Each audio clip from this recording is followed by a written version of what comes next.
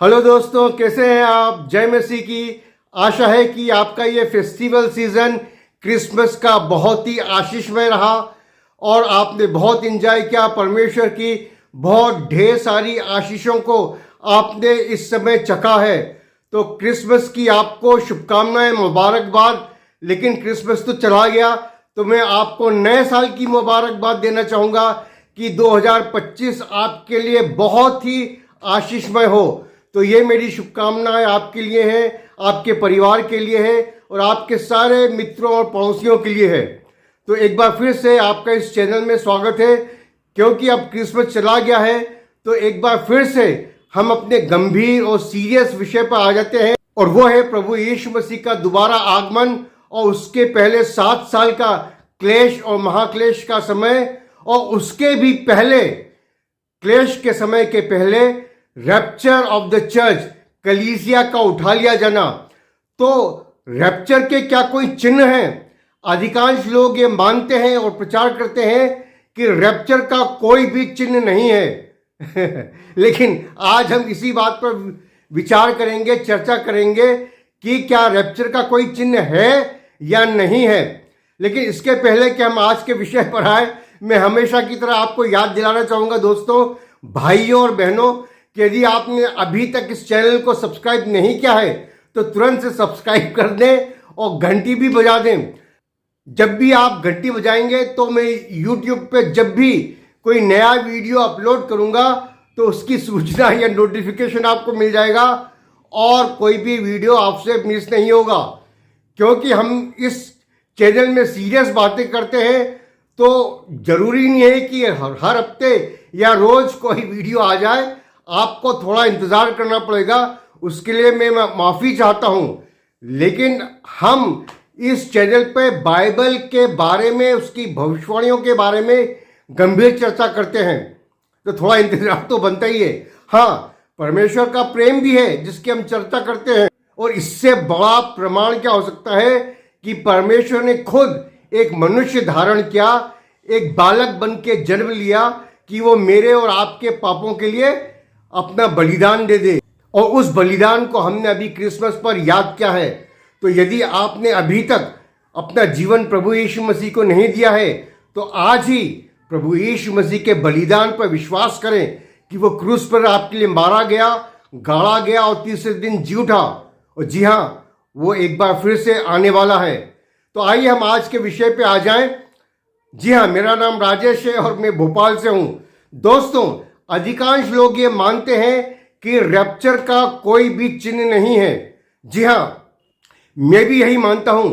लेकिन यह भी बात बिल्कुल सटीक है, सच है कि सेकंड कमिंग के कई चिन्ह हैं। प्रभु यीशु मसीह का दोबारा आगमन जो होगा 7 साल के क्लेश और महाक्लेश के बाद, उसके बारे में बहुत सारे चिन्ह हैं जो कि मत्ती रचित सुसमाचार उसके 24वें अध्याय में है और प्रकाशित वाक्य की पुस्तक में है। और साफ साफ ये बताया गया है कि प्रभु यीशु मसीह के दोबारा आगमन के समय, जो कि प्रभु यीशु मसीह का दोबारा आगमन होगा सफेद घोड़े पर, जो कि प्रकाशित वाक्य या रेवलेशन की पुस्तक के 19वें अध्याय में है। तो जो लोग उस समय जी रहे होंगे पृथ्वी पर और जिन्होंने प्रकाशित वाक्य की पुस्तक पढ़ी होगी, उनको पूरा मालूम पड़ जाएगा कि प्रभु यीशु मसीह का दोबारा आगमन होने वाला है। क्योंकि प्रभु यीशु मसीह के दोबारा आगमन के पहले अर्मेगिदोन की लड़ाई होगी। इज़राइल के चारों तरफ दुनिया की सारी सेनाएं इकट्ठा होंगी। ये छोटी मोटी लड़ाई नहीं होने वाली है, ये बहुत बड़ी लड़ाई होगी कि इज़राइल अकेला होगा और उसके चारों तरफ दुनिया की सारी सेनाएं इज़राइल को विनाश करने के लिए इकट्ठा होंगी।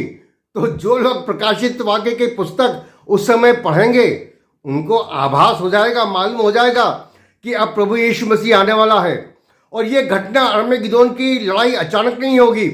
प्रभु यीशु मसीह के आने के 3.5 साल पहले जो एंटी क्राइस्ट थे, जो 666 है, क्रिस्ट विरोधी है, वो यरूशलेम के मंदिर में, तीसरे यहूदी मंदिर में जाके उसको डेसिक्रेट करेगा या उसको अपवित्र करेगा। तो इस घटना के बारे में प्रभु यीशु मसीह मत्ती रचित सुसमाचार के 24वें अध्याय की 15वीं आयत में कहते हैं कि जब तुम उस उजाड़ने वाली वस्तु को पवित्र स्थान में खड़ी देखो। पवित्र स्थान कहाँ है?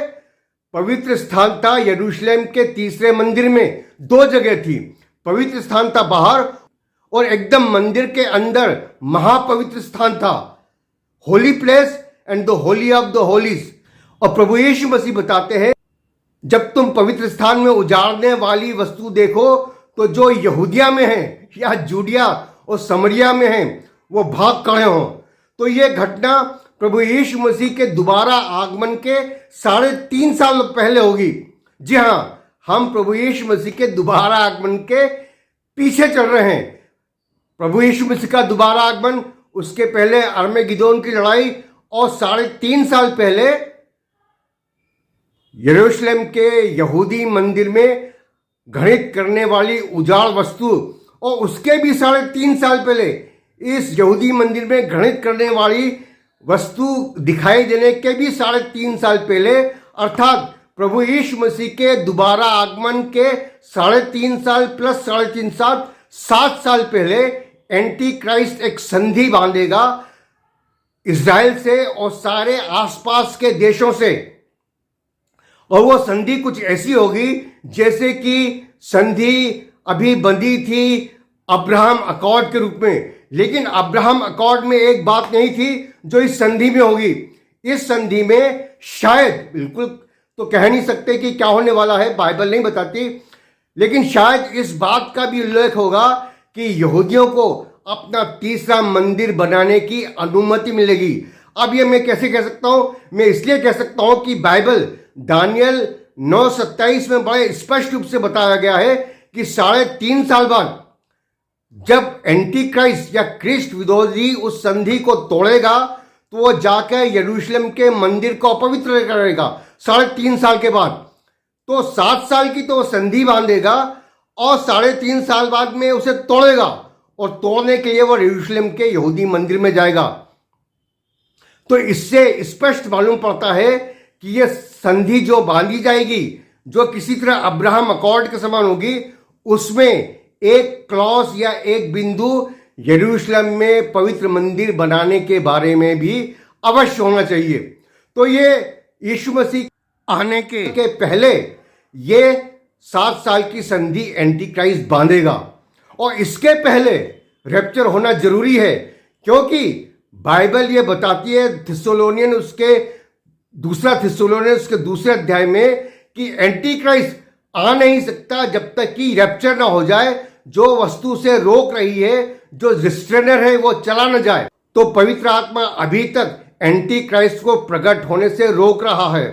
तो कहने का तात्पर्य यह है कि जब पृथ्वी पर एक ऐसा समय आ जाएगा, एक ऐसा नेता खड़ा होने लगेगा जिसमें इतनी ताकत हो कि वो इज़राइल और आसपास के सारे देशों को इकट्ठा करके उनको एक टेबल पर लाके एक संधि बांध सके। तो ये नेता अवश्य किसी बहुत बड़ी एम्पायर का नेता होना चाहिए, बहुत शक्तिशाली मिलिट्री पावर होना चाहिए, इकोनॉमिक पावर होना चाहिए। क्योंकि इसके पहले हम देखते हैं पहली सेंचुरी में जब रोमन एम्पायर ने यहूदियों के दूसरे मंदिर को विनाश किया, तो रोमन एम्पायर की बहुत बड़ी ताकत थी, उस समय दुनिया की सबसे बड़ी एम्पायर थी। और उसके पहले जब पहला सुलेमान का मंदिर विनाश किया गया तो बेबीलोन की एम्पायर थी, बहुत बड़ी मिलिट्री और इकोनॉमिक पावर था, और नबूकदनेस्सर दुनिया का सबसे बड़ा बादशाह था। और बाबेल आप जानते हैं, उत्पत्ति के पुस्तक उसके 11वें अध्याय में एंशिएंट टाइम में निम्रोद राजा था और उसकी एम्पायर बहुत शक्तिशाली थी।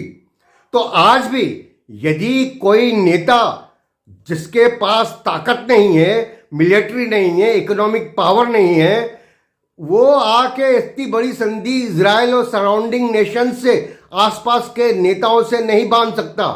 अब कई लोग कहते हैं कि एंटीक्राइस्ट पोप होगा पोप में इतनी ताकत नहीं है, और ना ही पोप की कोई पूजा करेगा। आज के समय में रोमन कैथलिक भी पोप की पूजा नहीं करेंगे। ये तो एक ऐसा तानाशाह होगा, इतना शक्तिशाली शासक होगा जिसके पास इतना बड़ा मिलिट्री पावर होगा, इकोनॉमिक पावर होगा कि वो इजराइल को और आसपास के सारे मुस्लिम देशों को एक टेबल पर लाकर उनसे एक ही ऐसी संधि उनसे ऐसी संधि करवा सके।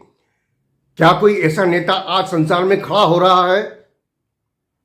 शायद आप कहेंगे कि डोनाल्ड ट्रंप ऐसे नेता हैं जो चाहते भी हैं कि इजराइल में शांति हो, एक मंदिर बने। तो क्या डोनाल्ड ट्रंप एक ऐसे नेता हैं जो ये संधि बांध लेंगे? यदि वो हैं तो दोस्तों मेरे और आपके लिए समय आ गया है कि हम अपनी सीट बेल्ट बांध लें, क्योंकि कभी भी कलीसिया उठाई ली जा सकती है। लेकिन यदि डोनाल्ड ट्रंप नहीं है तो ऐसा नेता खड़ा होने में अभी कई और साल और दशक लग सकते हैं, तो उसके लिए भी तैयार रहना है। कहने का मतलब है कि जब रैप्चर होने वाला होगा उस समय में दुनिया में एक ऐसा नेता खड़ा होना चाहिए, एक ऐसी एम्पायर का, एक ऐसे ताकतवर देश का जिसके पास मिलिट्री पावर हो और इकोनॉमिक पावर हो और सारी पृथ्वी के लोगों को डरा धमका सके और इजराइल और आसपास के देशों को एक टेबल पर लाकर उनसे एक संधि साइन करवा सके। कोई छोटे मोटे नेता का काम नहीं है, ये एक दुनिया का बड़ा तानाशाह होगा। तो ये जब नेता खड़ा होगा तो ये समय होगा, ये साइन होगा कि रैप्चर तुरंत होने वाला है। अब दोस्तों ऐसा नहीं होगा कि रैप्चर हो जाए और तुरंत 7 साल का क्लेश और महाक्लेश का समय पूरा हो जाए। बाइबल में ये कहीं नहीं लिखा कि रैप्चर से ही 7 साल का या रैप्चर होते ही 7 साल का क्लेश और महाक्लेश का समय पूरा, क्लेश और महाक्लेश का समय शुरू होगा। बाइबल ये बताती है दानियल 9:27 से कि जब एंटी क्राइस्ट 7 साल की संधि करेगा, उस संधि से जब वो साइन होगी या जब वो संधि प्रभावशाली होगी, जिस तारीख से प्रभावशाली होगी, उस समय से क्लेश और महाक्लेश का समय पूरा होगा। तो रैप्चर होने के तुरंत बाद 7 साल का क्लेश और महाक्लेश का समय शुरू नहीं होगा। पहले वो एंटी क्राइस्ट खड़ा होगा या वो खड़ा हो चुका होगा और एक ऐसा समय आएगा कि वो सब लोगों को इकट्ठा करके वो संधि साइन कराएगा। तो जो भी हो, आप संसार की घटनाओं को देखते रहें। क्या वो समय आ गया है? तो अब हम वापस चलते हैं। तो क्या होगा? एक नेता खड़ा होगा जो सारे लोगों को इकट्ठा करके इजराइल और उसके आसपास के देशों को इकट्ठा करके एक संधि बांधेगा।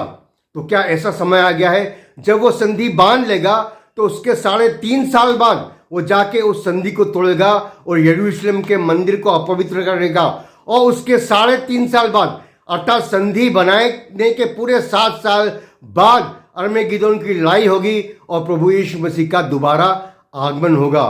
तो दोस्तों एक बार फिर से मैं आपको कहना चाहूँगा, क्या आप संसार की घटनाओं को देख रहे हैं? राजनीतिक घटनाएं संसार में क्या हो रही हैं उनको देख रहे हैं? क्या कोई ऐसा लीडर, खतरनाक लीडर दुनिया के स्टेज पर आने वाला है जो इजराइल को और आसपास के देशों को इकट्ठा करके उनसे अब्राहम अकॉर्ड के समान एक संधि करवा सके? और न केवल एक संधि, उसमें एक ऐसा बिंदु भी हो कि वो इजराइल को यरूशलेम में टेम्पल माउंट में एक मंदिर बनने की इजाज़त दे सके। तो यदि ऐसा नेता आपकी नज़र में खड़ा हो रहा है तो अपनी सीट बेल्ट बांध लीजिए, क्योंकि हम तुरंत यहाँ से जाने वाले हैं अपने परमानेंट घर में, न्यू जेरूशलेम में। और यदि आपके पास ये आशा नहीं है तो आज ही अपना जीवन प्रभु यीशु मसीह के हाथों में सौंप दें। वही आपको आने वाले क्लेश और महाक्लेश से और उस आने वाले डिक्टेटर तानाशाह की पूजा करने से बचा सकेगा। यीशु मसीह आपको बचा सकेगा। तो आज ही उद्धार प्राप्त कर लें, अपने आप को यीशु मसीह को सौंप दें। परमेश्वर आपको आशीष दे, आपको बुद्धि और समझ दे कि आप इस संदेश के अर्थ को समझ सकें और अपने जीवन में लागू कर सकें। आमीन।